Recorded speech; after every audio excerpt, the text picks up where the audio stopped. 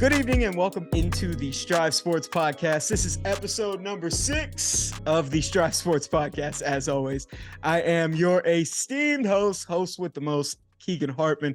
For all my new people out there, make sure you find me and follow me on my socials at Keegan Hartman1 via Twitter, at Kego Amigo via Instagram. And for those new to the Strive Sports platform, first and foremost, if you hear the obnoxious dogs in the background, that's on me. I got to be better. My dogs are crazy. They're ADD. Sorry. But if you're new to the Strive Sports platform, go give us a follow. You can follow us at Strive Sports Mo on TikTok and Twitter. And we're not hard to find on Instagram either, at Strive Sports Productions.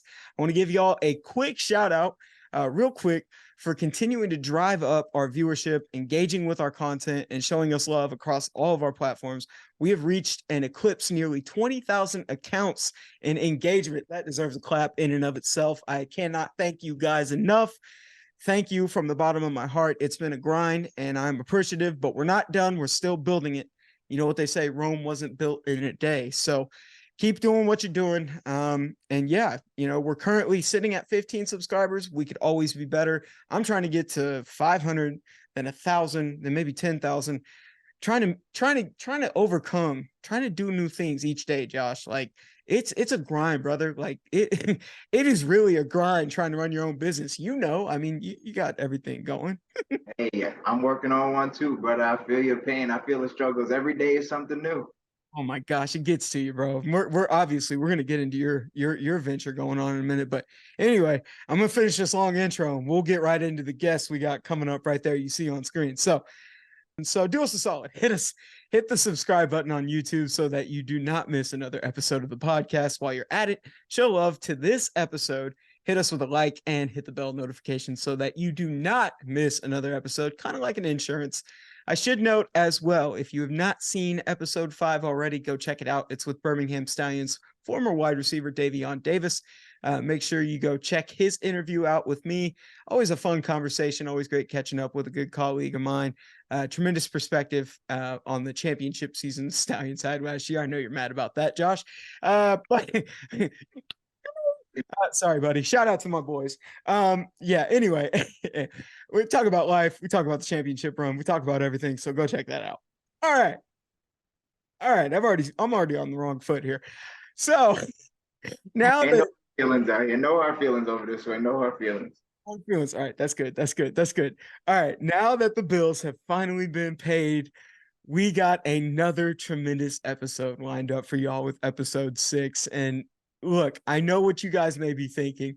Oh man, another USFL guest. Well, what the hell did you expect when you came here? Absolutely another USFL guest, but I can't get enough, A, and B, it's not what you think it would be. My next guest is, in fact, one of the many backbones, one of the key cogs in maintaining the health and the well-being of the players that you watch on Saturdays and Sundays. My next guest has had a plethora of ventures within the professional football landscape, accruing professional experience as a physical trainer with teams and organizations such as Florida International University, the Miami Dolphins, and most notably, the New Orleans Breakers of the United States Football League. Shout out to my Breakers boys. You know I love y'all. I got love for y'all, so big shout out. A native of Staten Island, New York, my next guest, my dear friend, athletic trainer Josh Sanders, would be attending both King's College and Lynn University to receive his education, and also received a master's degree in what was the field from Florida International University, Josh? Sports administration. Oh, no, Florida International is actually Masters of Athletic Training. Okay. You said athletic training, right? I'm sorry. Say that. Yup, athletic training. FIU is athletic training. Yes, sir. So master's degree in athletic training from Florida International. So go all the way back, is starting with a bachelor's in marketing from King's College, and then following his education at King's College, Josh would accrue another degree, this time a master's in business admin and sports administration from Lynn University. While serving as an intern on the physical training staff and accruing his master's in what you had said, I completely forgot. It's athletic trade. You know what? There we go. We're athletic trainer. Yeah, we're athletic trainers. Come on, too many damn degrees, Josh. Whittle it down, dude. Jeez. Too much school. I'm done with it now, though. I promise. Gosh, bro. My good friend Josh would receive recognition for his contributions as a trainer, receiving AT Program Mentor of the Year in 2020 and AT Program Rookie of the Year in 2019. Not to mention Mr. Sanders, Colonel Sanders, #2 on Instagram, by the way, shameless plug, passed his board of certification, becoming a BOC certified athletic trainer in 2020. And so that leads me to the socials. You can find him and follow him at Colonel Sanders too on Instagram. And he's got a new venture that's coming up, and we're going to get into it right off the riff here. You can follow it at Y_B_fit via Instagram. He is the man, the myth, the legend, Josh Sanders. First and foremost, before we get into the venture, happy Friday, brother. Thank you for mustering through the intro. Sorry it was long. Long time no see, though, buddy. No doubt, it has been a minute, but happy Friday to you as well, brother. Oh my gosh, it's so great to see your face, dude. I've said it every single week. It's become cliche, but when I see everyone from the USFL, man, no matter what capacity, players, staffing, front office, it does not matter. It's always great to reunite with you guys. You guys are truly like family to me, and you specifically, because not a lot of people know this. So when Josh and I were staying in Birmingham because we were in the South Hub, I was helping to run the social media platforms for both the Stallions and the Breakers. And we were on the same floor. So we interacted often, and I would say more than most, if I'm not mistaken. Yep, we was on the ninth floor together, bro. Like I wake up in the morning, walking to work. He was coming out your room. I was like, oh, all right. Hey, you know what? I owe you a great deal of thanks on the topic of physical, you being an athletic trainer and everything. You looked out for me. There was a moment in that beginning there where I was struggling, bro. I know. Don't patronize me, but look. That sweet tea got you, brother. That's sweet. That is sweet tea addiction. That'll kill you down south. Hey man, I got right back on the kick when I got back. But I'll tell you this, bro. I'm going to give advice to the people that have never been to Birmingham. And, if you go to Birmingham, if you go to any southern state and you're not acclimated to it, get your body acclimated at least 2 months in advance. Start getting on a hydration kick where you're drinking more electrolytes and you're drinking more water, because if you're like me, you'll lose 10 pounds, you'll get sick real quick, and you won't be able to carry out your day-to-day work. So that's my best advice. And this guy right here, honestly, if it could have went worse, you technically did save my life, because you were like a hound on me, making sure that I was taking care of myself. And, it's just a typical 9 to 5 for you, but it meant the world to me that, you would go out of your way to check on me. And you just like, it's kind of that teammate. It's the brotherly love, man. And so for that, I never got to express my thank you. And so I just wanted to say, genuinely, I appreciate you looking out for me and helping me to get back to full health to carry out my job. Hey, no doubt, brother. Like we say we're athletic trainers, but like we really here for everybody. Like we here for the athletes, we here for the coaches, we here for the video staff. We here to just keep everybody healthy. Like that's our goal. That's our job. That's what we do. Yeah. We're here to serve. Yes. Well, I'm grateful. I'm indebted. And okay, enough of the patronizing. enough of the sob story and the sad. Let's go. Let's get in. All right. You got a venture coming up, and we talked about this off camera, and you talk about giving back. At Y_B_fit with 2 T's on Instagram. You can go find them and follow them. And then so this is a new venture you're doing, and I believe it entails a bus where you're offering physical training services, or I guess you could elaborate. You can speak better in depth on what this service is, what it provides to your community, and what you're hoping to do through your vessel, what you're trying to do with it. There we go. So we are athletic trainers, and not many people know exactly what athletic trainers do. Mm-hmm. And an athlete will tell you, like, we're literally there all day, every day for the athletes. So like, when you see them people with water bottles out at the field that practice and whatnot, and you call them water boys, those are actually people that are saving these athletes' lives on a daily basis. Thanks. So that being said, say an injury happens on the field or something, the athletic trainer is the first one on scene. He's the first one to see the injury, talk to the athlete. And from there, we kind of just take it.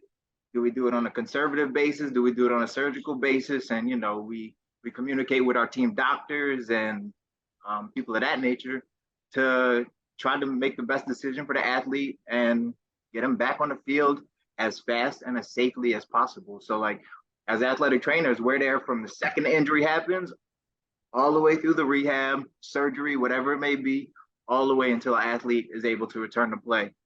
So with the bus, I'm trying to offer those services to general people, you know. So I'm trying to go out of my way. I want to get those high school athletes that, you know, their athletic trainer may be overwhelmed. I want to get the elderly population that might not have this or, you know, doesn't want to use their insurance for a physical therapist or something of that nature. So I want to, you know, and I'll come to your house. I got a school bus. Like I'll come to you, you know, like I done flipped the whole school bus. It looks really nice on the inside, still working on the outside, but you know, it's a work in progress. Like I said, every day something new. But yeah, I want to offer those services to the Gen Pop. That's really what it is.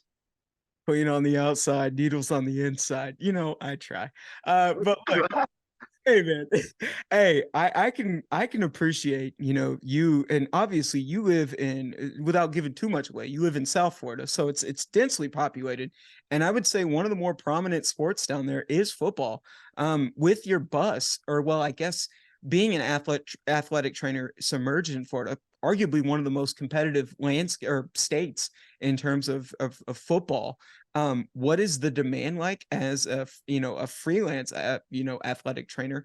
And, you know, what's kind of the day-to-day you would see? Does it fluctuate? Is it consistent? What does it kind of entail? So you can look at this from two aspects, and I'm keeping 100 with you. So there's two types of demand because there's a lot of demand for athletic trainers in high schools and colleges as well. Sure. A lot of high schools and colleges are understaffed, so they post on these sites and are like, "Yo, we'll take an athletic trainer and pay him 30 to 50 bucks a day per hour for, you know, for a day." You know, so that's one aspect of the demand. The other aspect of the demand would be, like you said, as a freelancer, and that demand is a little bit harder to come by. I'm not gonna lie, because first off, not many people know exactly what we do. So we'd be like, "We're an athletic trainer," and they'll be like, "Well, I'm not an athlete." And I'm like, "Okay, but if I do it to an athlete, I'm pretty sure I can do it to you, you know, something along those lines." But yeah, and not many people know what we do. And you know, people want to go to physical therapy, people want to go to the doctor first, people want to, you know, fight through it. But like, you know, there's other simple ways that you can go about getting right, getting healthy, getting pain free, essentially, getting strong. So like that's what I'm here to offer. You know, I think it's really cool what you can do with that. I feel like the possibilities are endless in terms of being a physical trainer. But man, you probably like it. I mean, I guess it would be from where you're coming from with freelancer. Obviously, people are going to be like, well, I'm not an athlete. I don't really know how this service is provided unto me. But it's like, honestly, my skills can be applied to any scenario, any situation. Are there any sort of like, I guess, I don't know if this is like, if this is going to sound right, like, are there any sort of boundaries or anything like in terms of the healthcare you can provide or anything? Or is it kind of just like, you know, if you need me, I'm here. I don't really know how that kind of differentiates from like typical healthcare, or maybe I'm a little inept when it comes to this field. So Nah, great question. Great question. So to be honest, like we do have to work under, so say we're working for a sports team, we do have a doctor above us that he doesn't give us he's not at every game. He doesn't come to every game. He doesn't come to every practice. So he's barely there. But we do have to work under him. So when an athlete does get hurt, we have to either send him to the doctor, or the doctor will come to the facility, and you know, we concur with the doctor on what the next steps to do with the athlete is. So in regards to that, yes, we do have to work under a doctor. But like I said, I'm pretty sure there's a stat out that like I think it's between 85 to 90% of the time, like the athletic trainer comes up with the same diagnosis that the doctor does before the doctor even gets there. So, you know, like we're kind of in a sense like a middleman there, but at the same time, like we're like, all right, we told the doctor what you need. The doctor's going to do the surgery, and then he's going to hand you right back to us to do the rehab. Well, before I go full 60 minutes and start getting even more intrigued with the technicalities of your profession, I think it's appropriate that we backtrack as we do typically on this show and kind of see how your passion cultivated to help those that may be in need of improving health and whatnot, and just kind of being a steward in a sense. But I want to start with your days, growing up in the East Coast, and you said that you played Division III ball. We've talked about that before. We've Yep. had conversations. So talk Yep. about how being a former athlete has cultivated your perspective and your new profound love for the profession that you do today.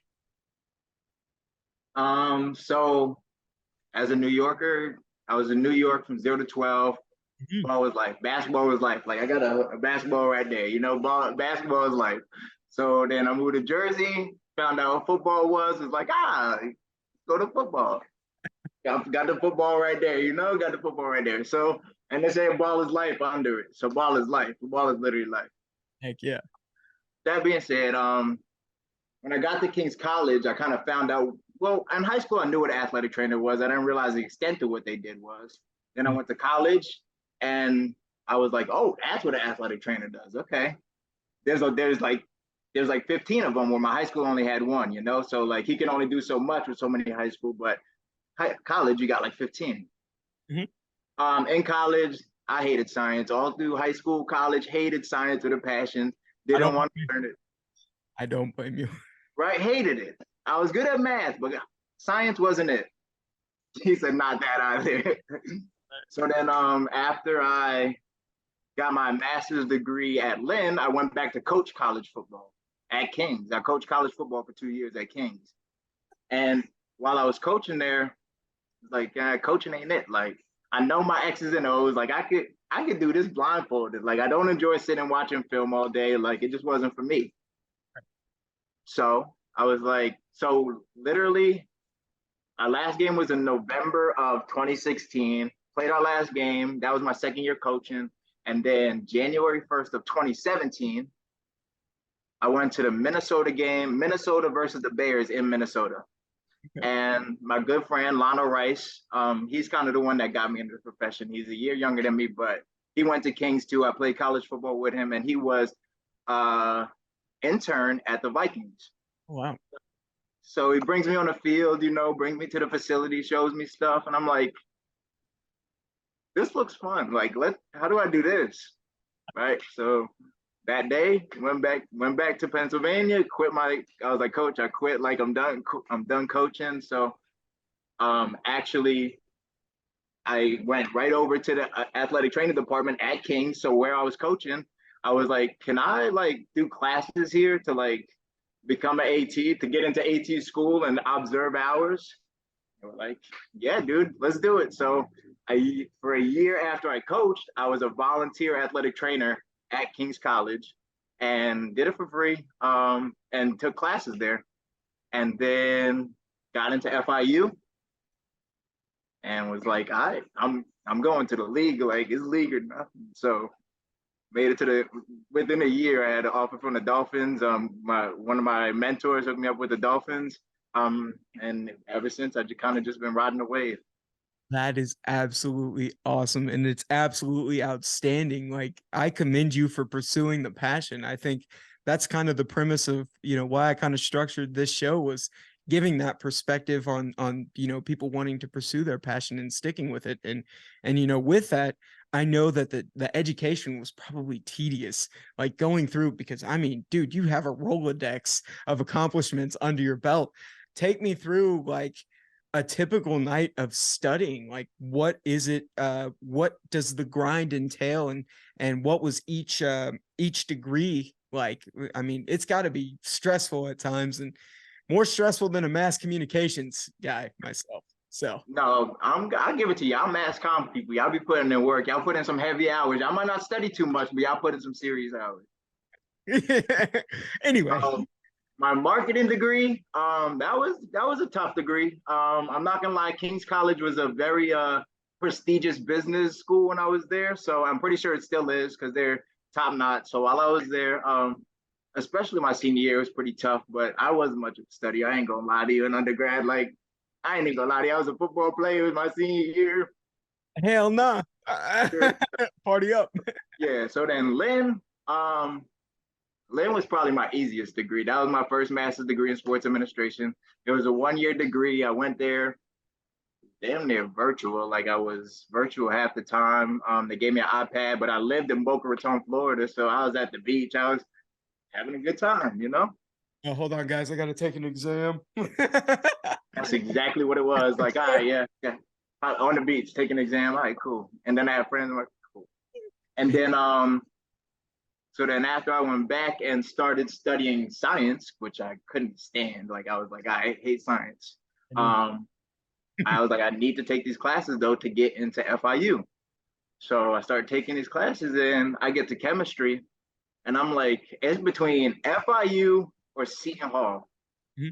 And I applied to both and I'm waiting. I'm in chemistry class and I get the acceptance letter to FIU and they don't need chemistry to get in, but Seton Hall does. And I'm like, all right, let's drop it. I walk out of class. I drop the class. I'm like, done, going to FIU, going back to Miami. So it was, and then when I got to Miami, I was like, class was rigorous at first. I'm not gonna lie.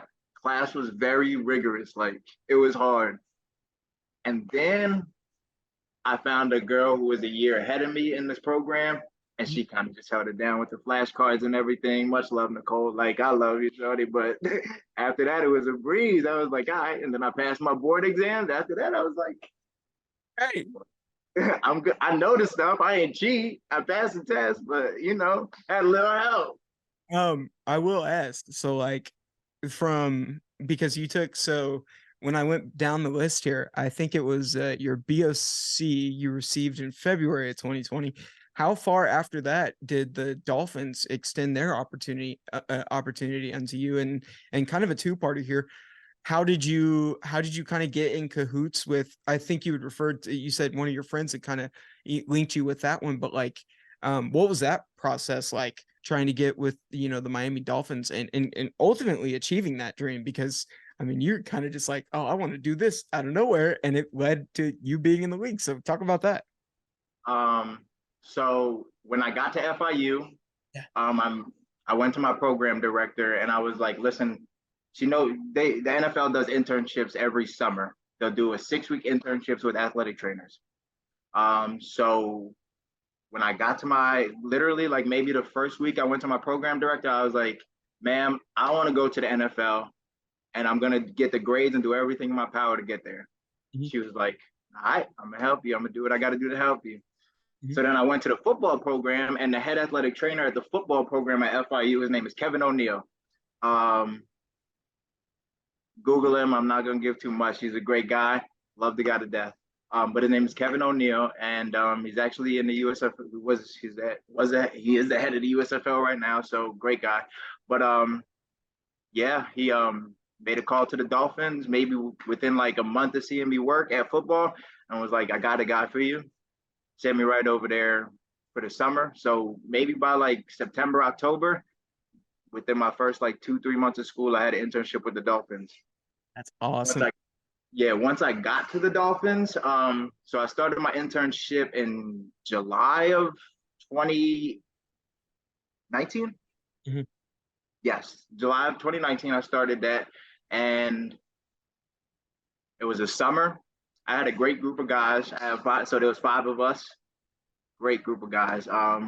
Matter of fact, one of them's in Chicago with the Bears right now. One of them's in maybe Minnesota with the Vikings right now. So one of them went back to the Dolphins. So like we all been in the NFL, still in the NFL. So like great group of guys.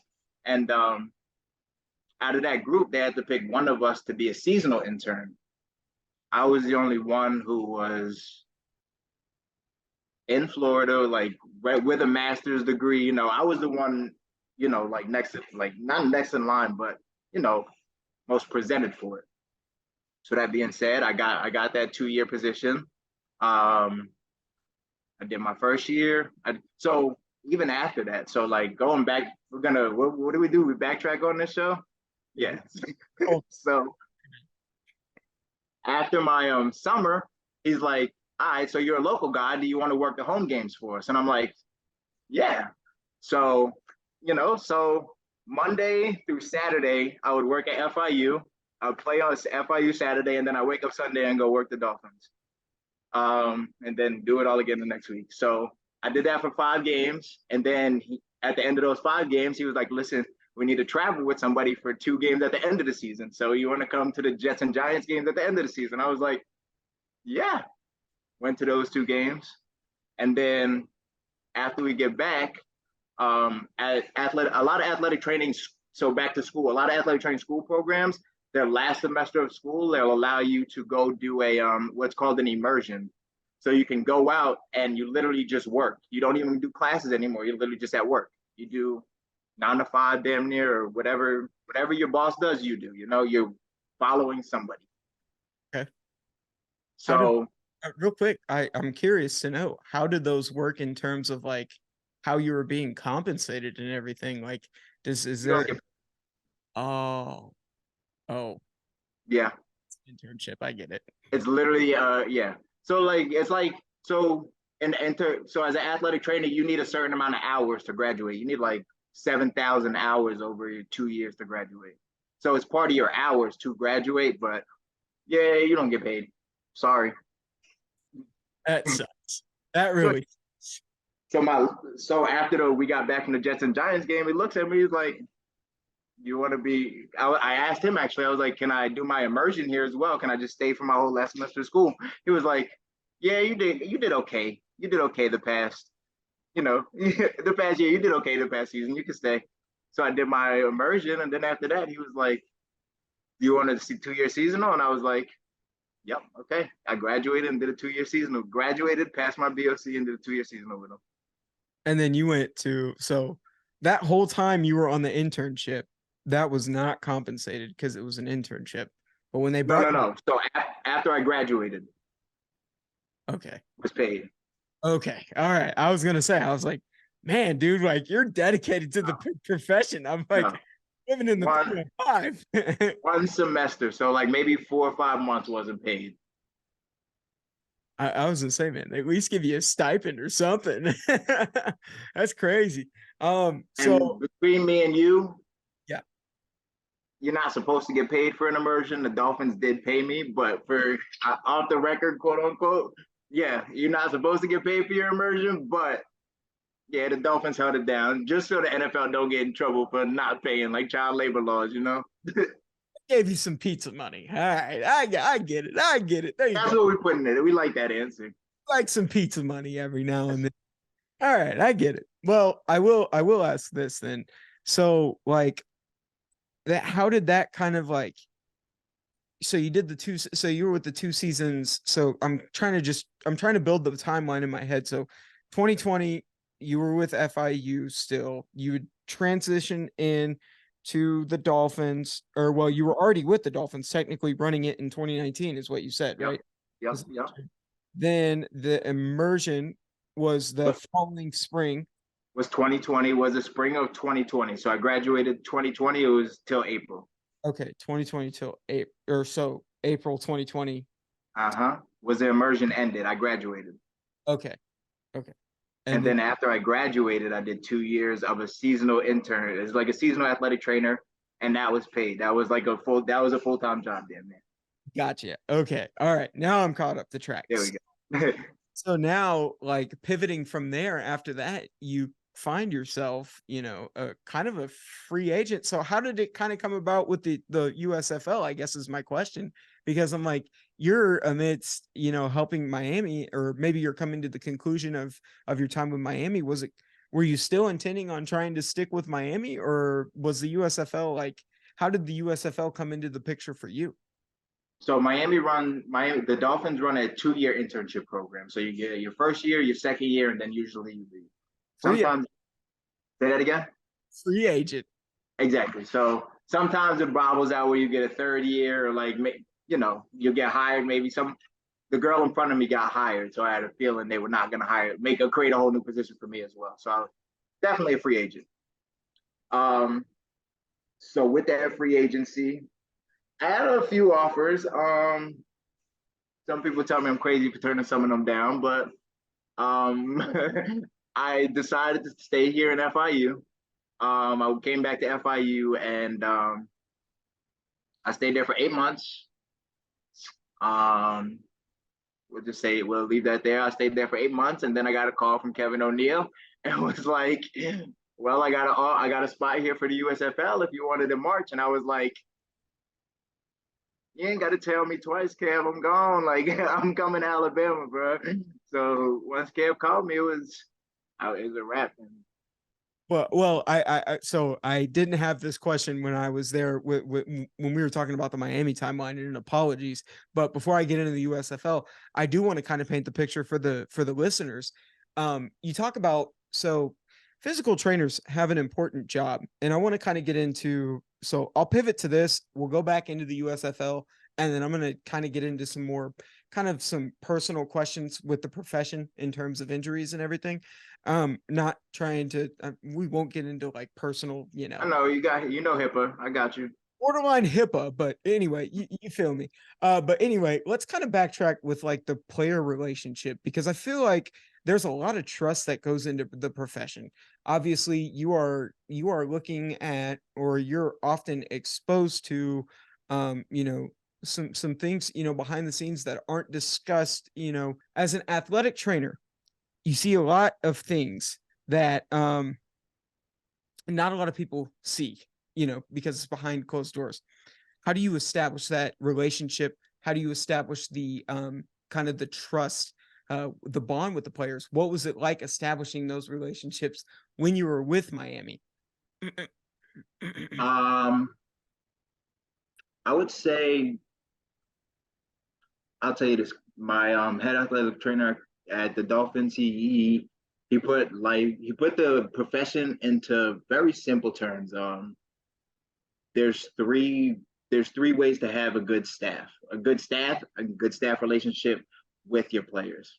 The most important thing with the staff to the players is trust. Like, it's not even trust between you and your staff members. It's trust between you and the players. Like, you have to be able to tell them what's going on in a situation where they're in the dark. Because, like, a lot of players say they quote unquote know their body, but until something goes wrong, like until a bone's broken or until a muscle's pulled or a tendon's ripped or something like that, then they're like, "Oh, I don't know my body. I have no clue what's going on in my body." So in that moment, they're trusting us to delineate what's going on. Mm-hmm. So building that trust is tough. I mean, it's tough. I'm not gonna lie, because they are guarded. They have to be guarded. They get people in their DMs. They get fans outside their house. They get all of that, So they have to be guarded as to who they let in. But once you get in, I'm telling, they're humans. Like they're humans just like we are. Like they don't like being talked about, but at the same time, they don't care. They're not gonna focus on it, So like media doesn't really faze them. They're humans. You can look at some of their social media pages and you're like, "Oh, you're doing the same thing we doing out here," So they're just humans with I'm gonna keep it about. They kids with a lot of money, and I love them. Like, that's what they are. I love them. Like, they kids with a lot of money. Yeah, that's it. And you got to build trust with them. You just gotta, and every player is different too. Like, every player is different. So you got to remember it. This player's got kids. You got to remember this player got a wife. You got to remember this player got a side joint. You got to maneuver those things and remember and talk about that. So, that's it. It's really just chopping it up. And one of the easiest ways to do it, wish them happy birthday. I promise you. Like, just, go out of your, especially if they birthday in the off season, go out of your way. Just be like, "Yo, happy birthday, bro. How you doing?" How's life, man? That's true. That's a good point. Just check in. That's it. That's a good point. I'm not even gonna lie. Some of the people that listen to the podcast, listen to the show, some of them are players. I will let you know. That's how I check in with most of them. Like, and they know that I will touch base with them when their birthday comes around, and I'll be like, "Hey, what's up, man? How's life?" Like, that's the best way. And they're human. They're human. That's what a lot of people think they're stuck up and all this stuff because they got all these diamonds, all this money and stuff. Yeah, they got all of it, but I guarantee you they want to give a lot of it back, and not to, like, I'm not saying like just hand it over in the middle of the street, But like, you know, they want to give to foundations and charities and whatnot. They want to do all that stuff too. So like they humans just like we are. I'm certain you incurred. I don't know if that's even the word. I'm certain you went through a maturation phase as an athletic trainer when you were with the Miami Dolphins. Mm-hmm. I know that, becoming a student, and being an intern, it's probably a little bit of a culture shock and a little bit of an acclimation phase that you have to go through, especially working. No pressure. Your first internship is, or I guess one of your first internships is with a million to billion dollar, NFL franchise.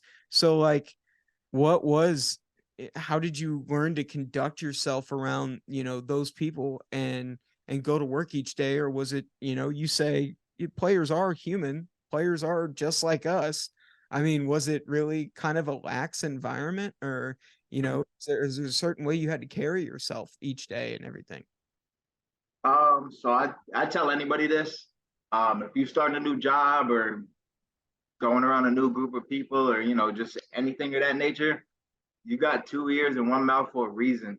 For the first like month or two, 3 months, just sit back, listen, observe. Like you ain't got to be the loudest person in the room all the time. So that's what I did. I went in.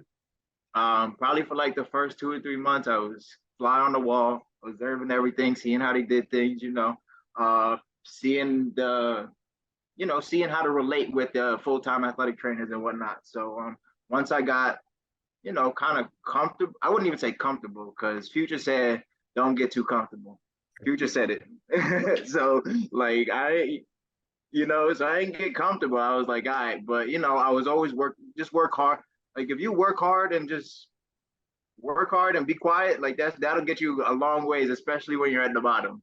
So, that's what I did. And then I'd say, like, maybe year two, I kind of stepped out of my shell a little bit, started talking to players and whatnot.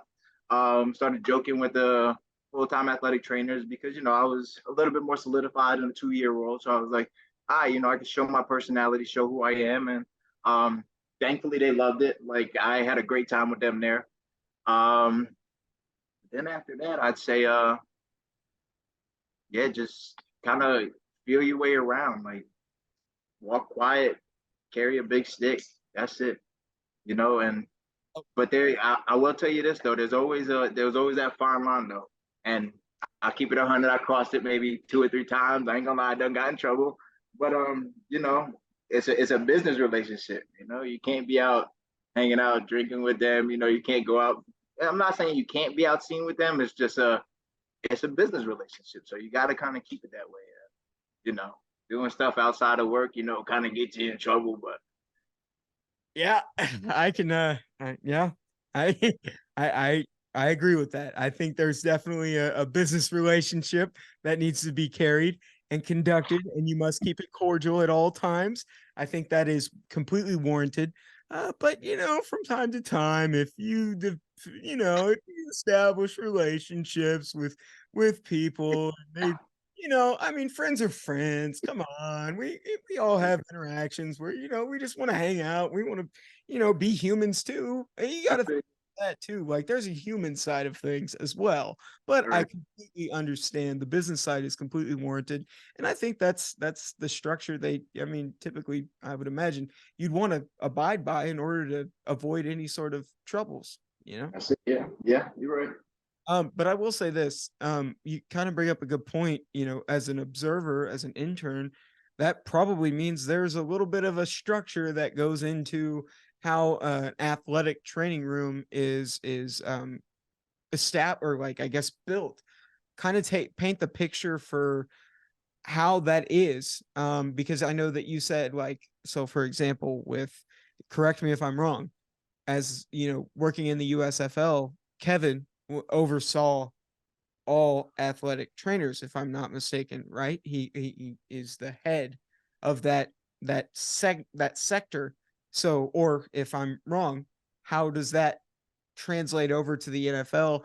How does that format in the NFL? Every staff is different in NFL, so it varies. There'll be a mix of ATs, PTs, and that'll range anywhere between 2 ATs to like 5 ATs, and then one PT to like 3 or 4 PTs. So it varies. Every team is different. And then you have seasonal, they call them seasonal interns. It's pretty much like a seasonal athletic training position, and you're there for a season or two, and then you go. Typically, I have somewhere between 2 to 5 of those. And then, like I said, for the summer, you'll get for 6 weeks, you'll get maybe like somewhere between 4 to 6 kids that are still in school to come to the team and help out while for 6 weeks over the summer while you're in camp. Because camp, you obviously have 108 players on the roster, so you need more hands to deal water with them. So you'll get those, but then after that, like every team's different, and obviously they have a head doctor. They have a head doctor in the NFL. Yeah, they have every team has doctors. Same, yeah. It's very similar, very structured to USFL. Like as far as staffing, obviously we don't have as much resources in USFL, so we don't have as much hands. But we get by.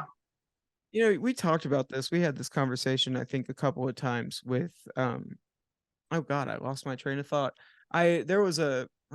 What was the conversation? Here I go. We had a conversation and the conversation gets lost. Oh my gosh, what were we talking? I know what we were talking about. So I think you had brought this point up. Oftentimes, you just said it, NFL teams, the staffing changes between the NFL teams. If I'm not mistaken, I think you had mentioned this point while we were talking in Birmingham, one of our conversations. I guess there's like a different, a method. I guess teams have different ways of bringing on athletic trainers, or some of them are free. How does that kind of go? How does it differentiate, I guess, is my question, between the teams? Because it's independent from, people have to think the NFL doesn't hire these. They don't make these kind of hirings. It's each independent team, if I'm not mistaken, right? Each independent team is going to make those hirings and bring the trainers in.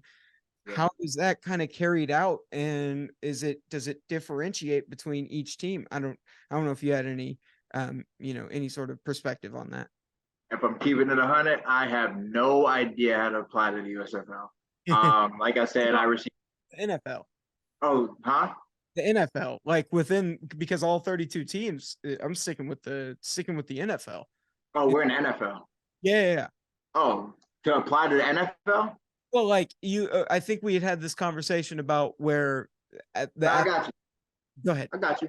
So, the NFL is I'm gonna say it's not what you know, really, it's who you know. So that being said, they have an Instagram. It's called PFATS, PFATS, and that stands for Professional Football Athletic Trainers Association.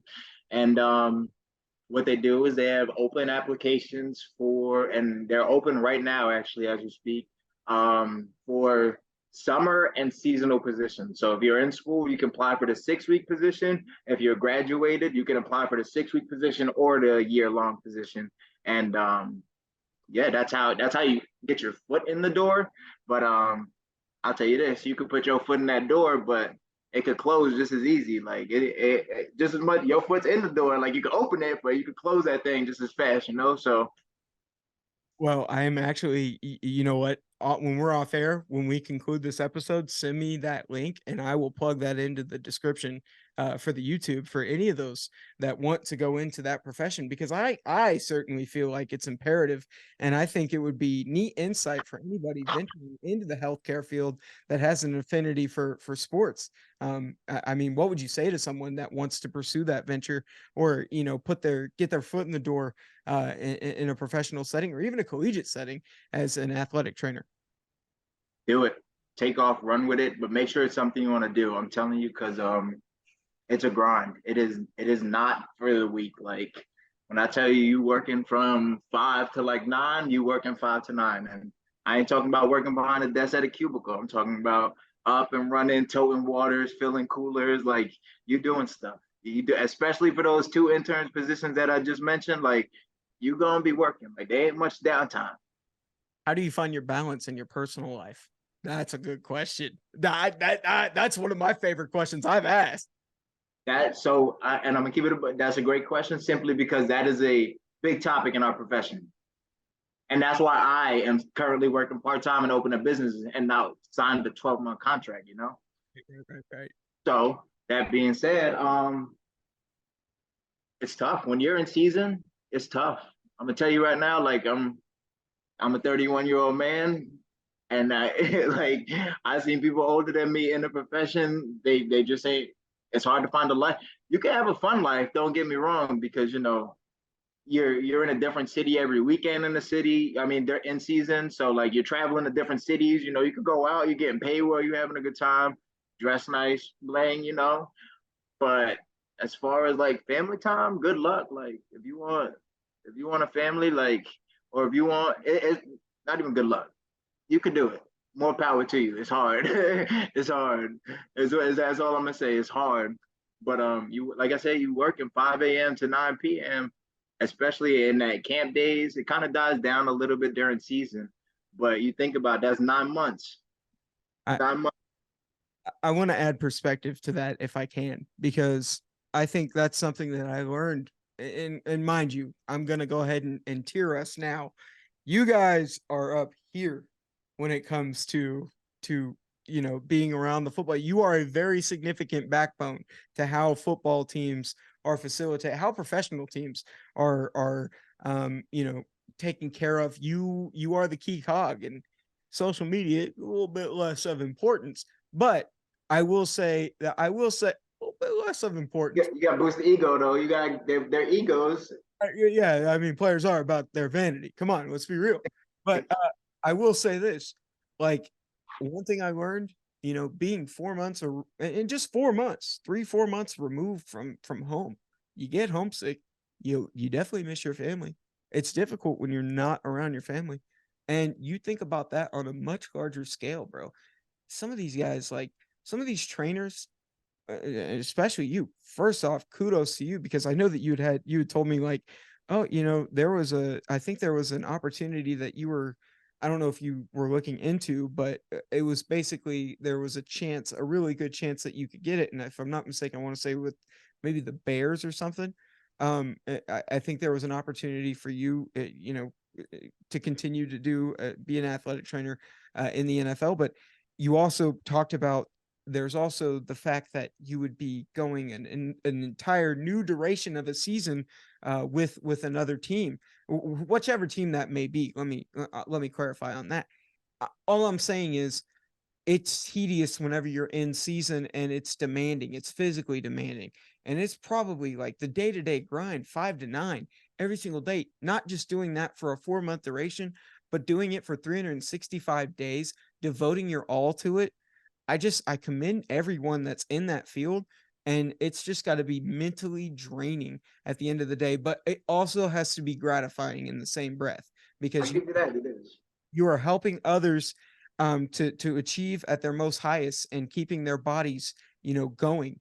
But it's also got to be grueling for you at the end of the day, and you just got to. I'm sure the work you put in leads to the Benadryl you get at night. Like you you probably sleep well at nighttime, given the workloads that you guys have. 100%. I can't deny that one at all.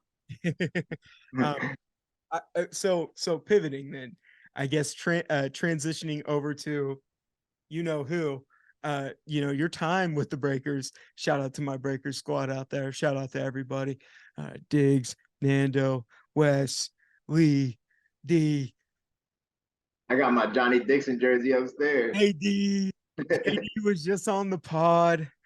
MBT, God, everybody and their brother, Paul, Jack, everyone. Big shout out to you guys. I miss y'all. I'm just, gosh, it's not the same without the Breakers, fam. I will say this, man. One of my favorite highlights, off topic, but kind of keeping with the Breakers, getting to go out to dinner every Friday with the team and everything, and just being in the environment, man. I ain't even a part of the team, but being to hang out with those guys, they are a bunch of kids. That's where I learned. I'm like, oh my God, I'm not sure if these guys are my age or their actual age, 30. So Yeah. no, it's fun being around those guys. But talking about your time with the New Orleans Breakers, the USFL, obviously now merging with the XFL, but when you when you look at the spring league, what are the differences? Because I feel like there's a lot of people that can explain the differences of the NFL and the USFL or spring leagues in general from a player's perspective. Well, how does it differentiate in terms of, you know, an athletic trainer and the behind the scenes work that goes into it?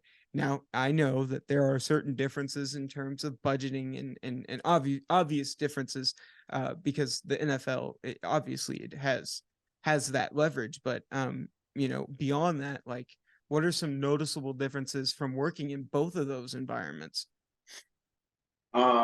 So obviously every NFL team has their own city. Right. So in the city, they have their own facilities. So they have their own training room, they have their own weight room, they have their own fields, they have everything. So we arrived at the USFL. When I arrived for the New Orleans Breakers, like the first day before the players even got there, they were like, they showed us an empty hall, huge, and was like, this is your training room and your weight room. And we were like, all right. And we're like, all right, so like, what do we do now? Like, it's just an empty hall. And we're like, all right, let's go, let's get the trucks, let's go to storage and pick everything up. So literally when I tell you we walked in that hall, it's an empty hall, we had to build everything. Like it took us maybe a week and a half, but we took everything from storage, brought it to the hall, built tables, put flooring down, built the doctors up, built everything. So that right there was like, I enjoyed it. I ain't gonna lie. I don't mind manual labor, and like building a trainer room is kind of something you kind of want to do. So like, you're like, all right, bet, let's do it. So that was a tad different, but adventurous. Especially in a hotel, it's got to be way different. Yeah, 100%. Like you got to build, and then you think about it, you got to take it down at the end. So like you got that, but that I would say that alone was like, I this is different. But obviously, if you're building a training room, you don't have everything an NFL team has. So, Now, real quick, correct me if I'm wrong. So you were with, I'm sorry, finish your thought. I'll come on because I think you about to say what I'm about to say. Uh, no, so I was actually going to mention, I just want to confirm you've been with them since 2022, right? You were there last season into this season, or am I No, correct? this was my first and only season with them. I'm so sorry. We were together. We were there together. Okay, all right. That's completely on me, Josh. I'm Ah, sorry. you're good. You're good. You're good. Thought that I thought you had a year up on me. No, but you can also attest to this, I guess, in that sense. It's got to be different sharing. You have, because mind you, the Stallions also had an athletic training staff as well. You kind of work differently, but you also work one and the same because you have the same common goal at the end of the day, and that is helping to better the player. And I know there are differences between both of the football teams, but I feel like it was a friendly rivalry. But in all seriousness, you have a big responsibility at the end of the day. But like, what is it like sharing such I would comparatively to the NFL, a smaller space with another team and being able to kind of, did you have to develop any sort of dynamic with the Stallions, and kind of elaborate on how that benefited the entire duration of the season for you from your perspective? Definitely. We had to. So like, there was two of us. It was me and Chris Anderson. He was the head athletic trainer, and Right. then the Stallions also had two athletic trainers, and we had some student interns to help as well. Right. Um, but yeah, in the beginning, for all of the duration of camp and all the way up until week 3 of the season, we did share a training room. It wasn't difficult. I mean, a fair amount of the players actually know each other because they train in the similar places and stuff like that. So there wasn't too much animosity um, until week 3 came. Yeah. Week 3 came and they were like, "Yeah, let's split these training rooms up. Like, there's beef going." So um, we split the training rooms up, and it kind of just remained that way for the rest of the season. Um, but yeah, there was a lot of manual labor that we had to do that the Stallions trainers helped us with, as far as like moving Gatorade items, getting ready for game day, getting ready for practice and things like that. And we both shared a pretty good hand in that. So it's all love between us and the Stallions. Like I don't got no beef between them, but like I'd be salty that y'all be winning championships and whatnot. But you know, Right.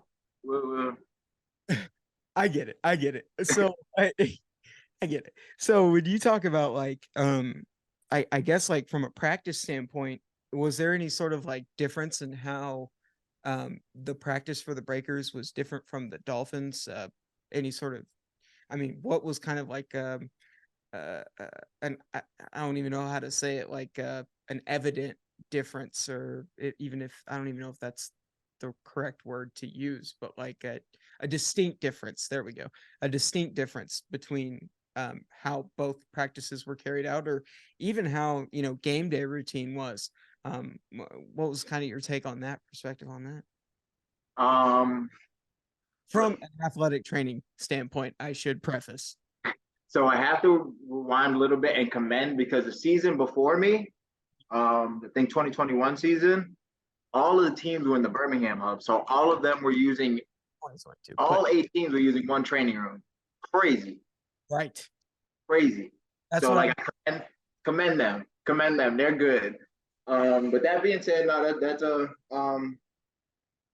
damn. What was the question one more time? Just the end of it. Give me just like, you know, day to day for you in practice. difference between the Dolphins practice and gotcha. Um, I don't know. I wouldn't say there's too much difference. I'm not gonna lie. The equipment that's the obviously they have more resources, so they have more equipment on the field and whatnot. But no, my head coach came from the league, so he knew how to get fired up. He knew how to run a practice and whatnot. So he might have been in a boot, but that man kept a strict clock and kept things moving. Um, Shout it out, was shout out, Coach. shout out Coach Flip in the boot. Um, but yeah, besides that, man, they kind of they the good thing about professional players is they know how to practice, and I preach this to players, especially in college. When they come out of high school, they come to college, like learn how to practice. There's a way to practice. You don't have to tackle you know, you want to tackle, but you know, like there's certain times you don't have to tackle. Learn the speed of the drill, because if you know the speed of the drill, if it's dud, if it's live, that's gonna save me an injury or two. I'm gonna tell you right now, like over the course of the season, like be like, because they'll be in thud and somebody will do a full tackle and you'll be like, all right, well, let's go scrape him off the ground, you know? So I'm like, that's what it is. Like, know the tempo of the drill, learn how to practice, learn how to run as defense, learn how to, like, you know, you could run by and swing the arms up and, you know, do a little form tackle. And the running backs, you don't need to lower the shoulder, but, you know, because once you do it once, it gets chippy and it builds and it builds, and you know, and that's what it is. And that's football. We a bunch of men. Yeah, no, it definitely, it's God. Testosterone's an understatement, man. My goodness, those guys. Yeah. Especially during week 3 and week 7, the friction was high. But you know, I want to talk about like your perspective's got to be different on how they run those drills and everything. You got to be on alert, obviously. And as you get into the Alabama heat, you got to be concerned with how people are hydrating. Do you kind of take like almost like a parental, not like a parental figure, like a guardian, but like you do also have to be like, hey, yo, man, you have to abide by a strict like regimen in terms of staying hydrated, because it is not a joke. Or is it a lot more lax because these players are would you say that their awareness for the environment and the conditions is up to par and what it needs to be? Or do you feel inclined to kind of enforce that sense of, hey man, you got to be, I mean, I guess that falls in line with your job, no? No, 100%. That's you said. And earlier, I noticed you. We took care of you, right? We got you right. But I would say there's a few things essential for an athletic trainer to know about the team in order to perform their job. You know, so first, you mentioned it earlier, acclimatization. So like the first day we get to Alabama, we didn't practice with full pads on. Like we didn't go from nothing to full pads, right? We did like 2 days of helmets, a day of uppers, straight to full pads. I will say, I'll mention it just real quick. It literally went from 30 degrees to 50 degrees and then boom, 80 degrees. And it was like, what the hell? But it was outrageous out there. It was outrageous. Like I said, I've been living in Miami for the past 6 years now. I got to Bama and I was like, yo, this is crazy. It was hot. It was hot. Wow. So acclimatization is one. Two would be during that preseason meeting. Obviously, you're gonna get to introduce yourself to the players and whatnot.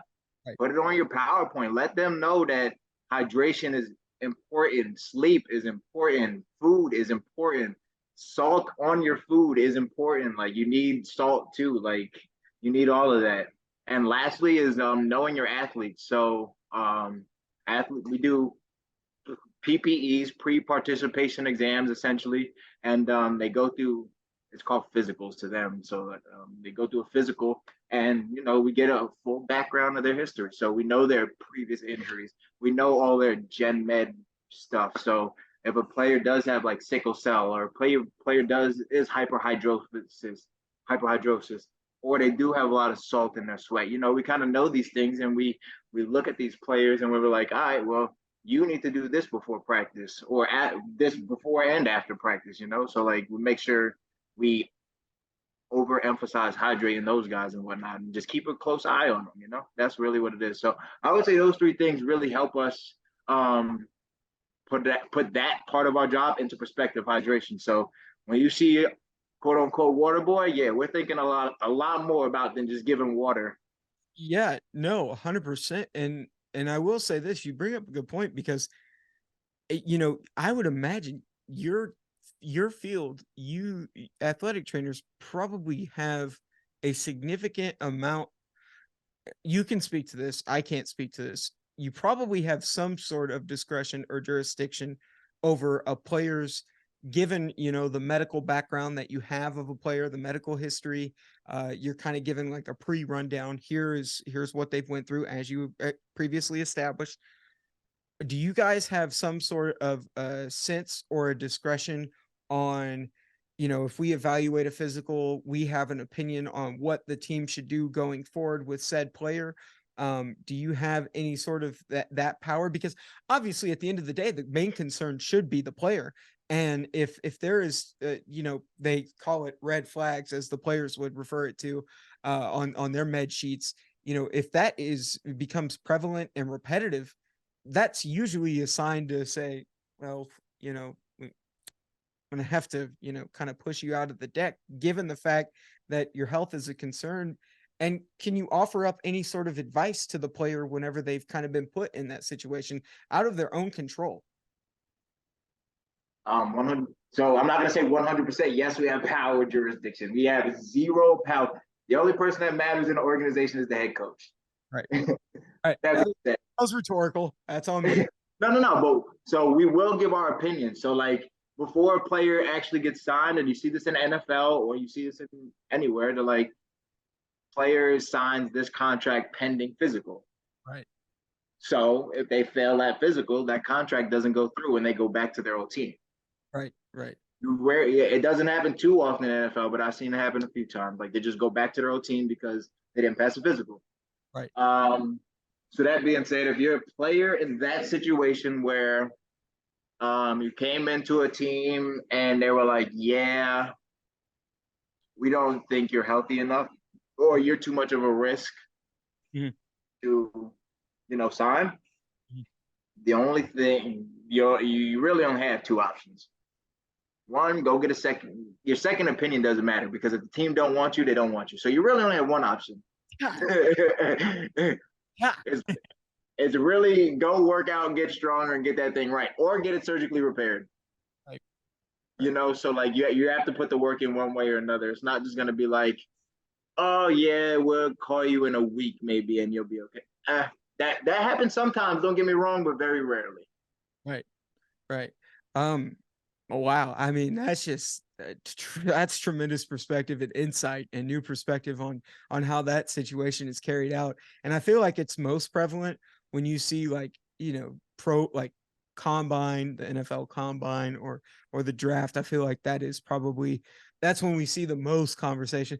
I would say that's probably you guys respect. I was about to say, if you want to go there, we can go there. I did a lot of the work for the combine for the past 2 years. I went to the combine 1 year. Well, that's probably got to be you guys' Super Bowl of the season, because that's a lot of examination and a lot of thorough, you're doing a lot of research. If you have a perspective on that, what is the research like, and what is the background sort of like? That a lot of homework, or what are we talking about here? I would say a lot of homework is probably an understatement. Wow. Okay. Super Bowl, I would not call it the Super Bowl. I would call it, I said that 5 to 9, like. Side note, sorry, Josh. I want to retract that. I did not mean it to come off the way it did. No, you make it sound like a good time. It's terrible. Like, okay. So, and any player will tell you this. Like, so leading up to the combine, obviously, so you got from when your season ends in January to like March, right, to do as much research on these combine players as possible. So that's 340 something, 350 some players. Do as much research as possible on those players. Try to get in touch, like find stuff on the internet, try to get in touch with their athletic trainers that know them in college and whatnot. Mm-hmm. So yeah, once you do that, then you go to the combine. At the combine, these players get MRIs, X-rays, looked at, tugged on by doctors and whatnot, and any player will tell you they probably hate it. Any player that's been to the combine, hate the combine. I don't blame them at all. Fun fact, a lot of people don't know this, but the combine, maybe 25, maybe somewhere between the range of 25 and 50 years ago, the combine was strictly medical. So like athletes would go there, they would get looked at by doctors, they would get X-rays, MRIs, blah, blah, blah, and leave. There was no 40, no vert jump, no broad jump, no none of that, no drills. It was just medical. Not a lot of people know that. Well, damn, they should have done that now. Like a lot of people would be like, oh, I'm gonna be a first round. Everybody would be a first round pick, I guess, if that was, because it's just a pass fail. Hey, dude, by the way, these are looking like a 72-year-old. So you're probably you got to go off a game tape. That's it. You just got to go off a game tape. That's it. That's fair. That's fair. Wow, that's interesting perspective. I never would have thought, and I would imagine it's probably tedious considering the fact you're having to contact everybody and their brother for a guy's background and just seeing what he's. That's a lot of. Welcome to journalism, Josh. Welcome to journalism, buddy.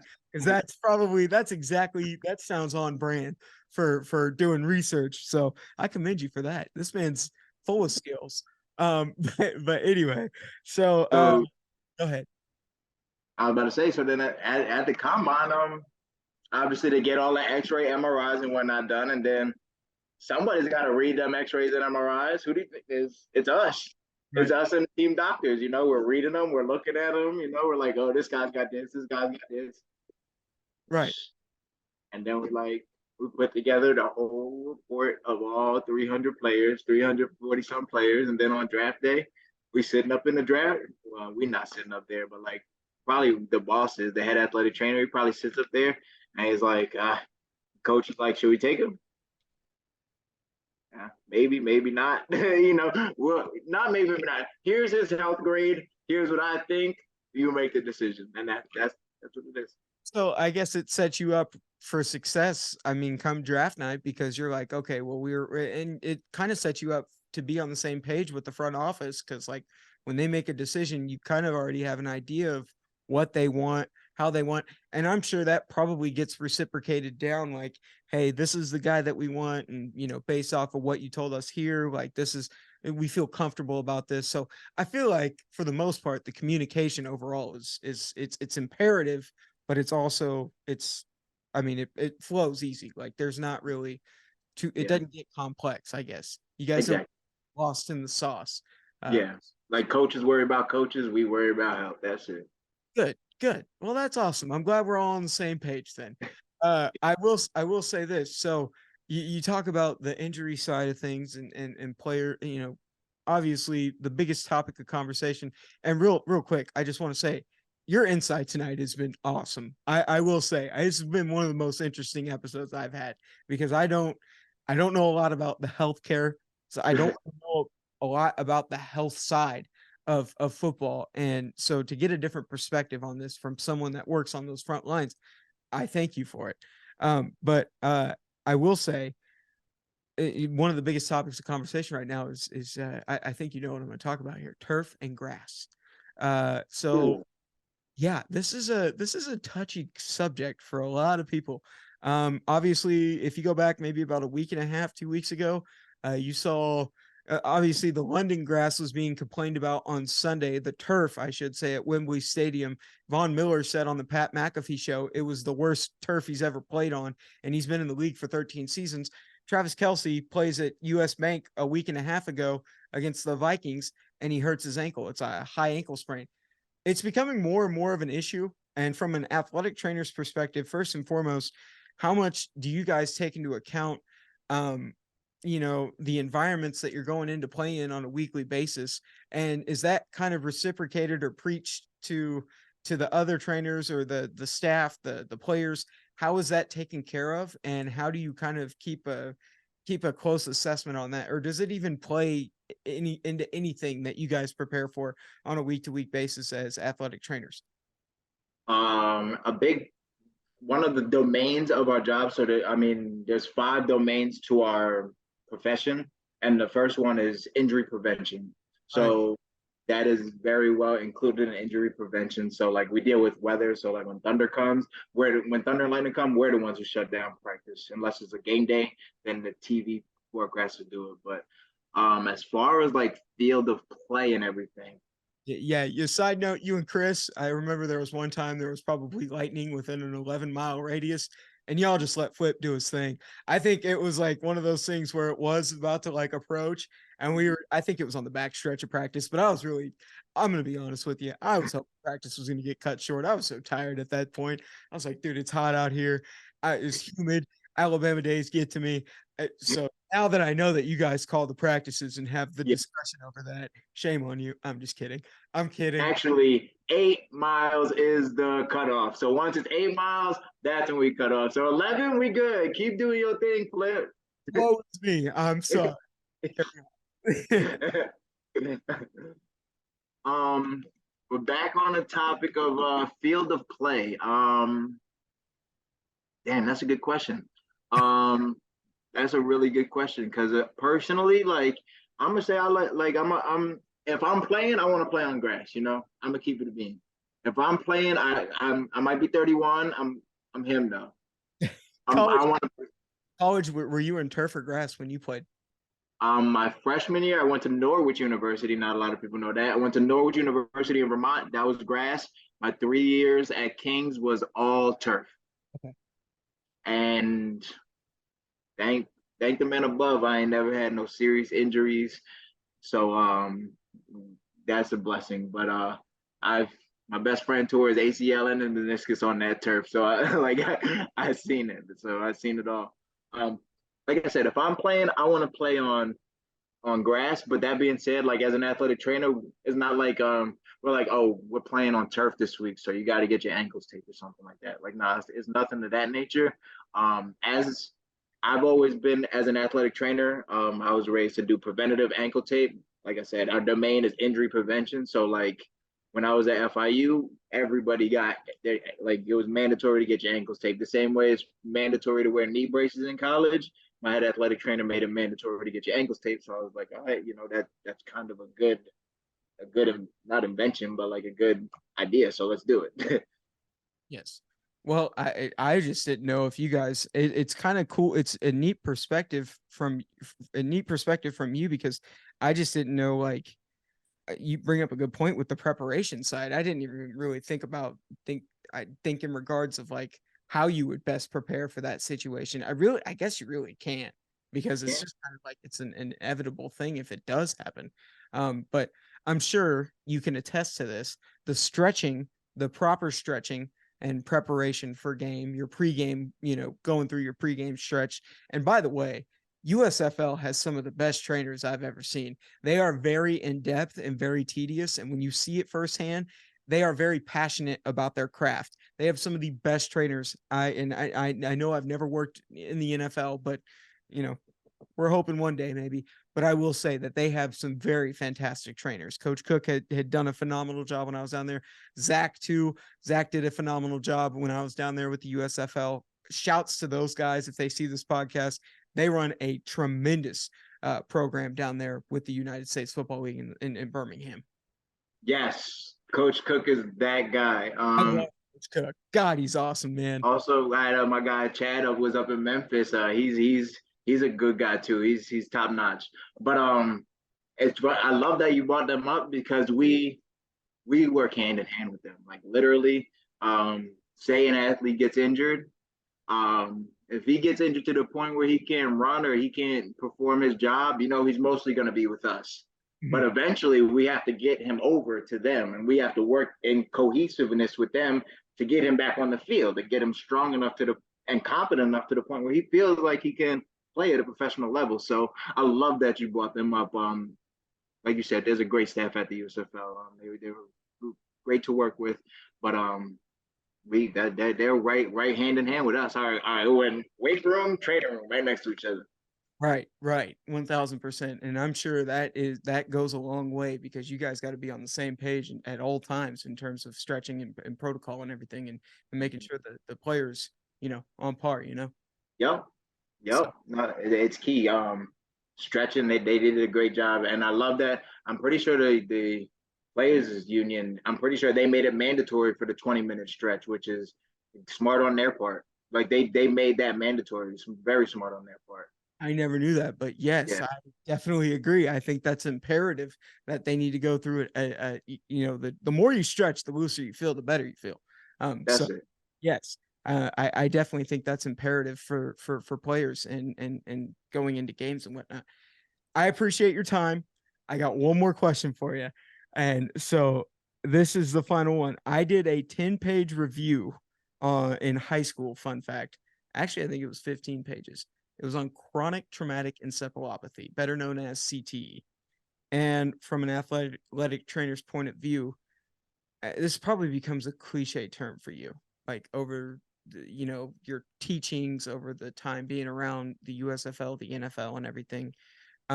First question is, do you guys have to do any sort of assessment, or do you guys have to I guess look at, are you guys briefed on the equipment, such as the helmet equipment that the players are equipped with? A, B, how significant would you say, or how much of an impact, how far have we improved in the game of football in terms of CTE, and how often have you seen it in your time? Concussions in general are a very big thing, and they are a very big topic of discussion. A lot go unnoticed, but many nowadays, they are working on technology to catch them earlier and to be able to bring players out. The new tech that they're coming out with day by day, Rydell's doing a tremendous job. I couldn't think of, I think Axiom. There's so many freaking helmet companies. But in your opinion, how do you think the NFL, how do you think professional football has approached the topic of CTE and concussions and has helped to improve it? And how do you think you can improve it going forward? How big of a topic is amongst athletic trainers? So when it comes to fitting equipment, we are not involved in it. So typically each organization in NFL and the USFL had their own equipment staff, so they would do all the fitting of helmets and shoulder pads and whatnot. However, athletic trainers, we are capable of it. So like athletic trainers in high schools, it's just them. So they have to do it themselves.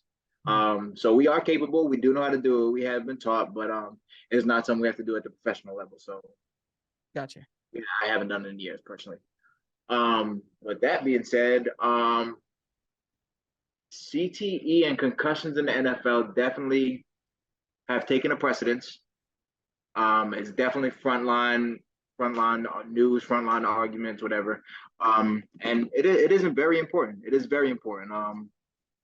I think the league has definitely come a long way since what they used to wear, what I used to wear when I played. Like if you saw my helmet, you'd be like, yo, you wore that?